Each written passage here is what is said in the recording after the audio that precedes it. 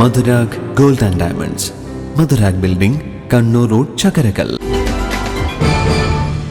മുണ്ടേരി ഗ്രാമപഞ്ചായത്ത് മാലിന്യമുക്ത നവകേരളം ക്യാമ്പയിനിന്റെ ഭാഗമായി ഏച്ചൂർ ബസാറിലെ 100 വർഷത്തോളം പഴക്കമുള്ള കുളം നവീകരണ പ്രവൃത്തി നടത്തിയതിന്റെ ഉദ്ഘാടനം നടന്നു. മുണ്ടേരി ഗ്രാമപഞ്ചായത്ത് മെമ്പർമാരായ ടി രവീന്ദ്രനും ജിതേഷ് മച്ചാട്ടും ചേർന്ന് ഉദ്ഘാടന കർമ്മം നിർവഹിച്ചു.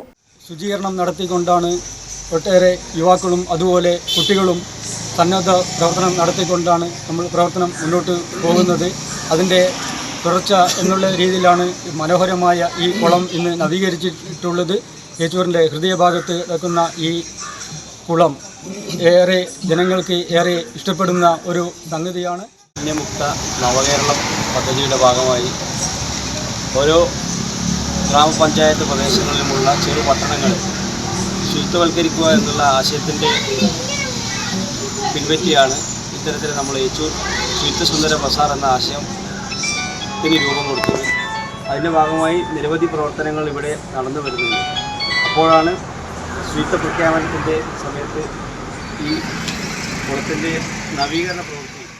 ഏച്ചൂരിലെ കേളമ്പേത്ത് കണ്ണൻ യശോദ ദമ്പതികളുടെ മക്കളാണ് കുളം നവീകരണത്തിന് മുൻകൈയെടുത്തത്.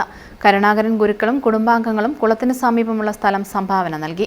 അടൽ ടണൽ തുരങ്കപാതയുടെ ശില്പി KP പുരുഷോത്തമൻ കുളം നവീകരണത്തിന് നേതൃത്വം നൽകി.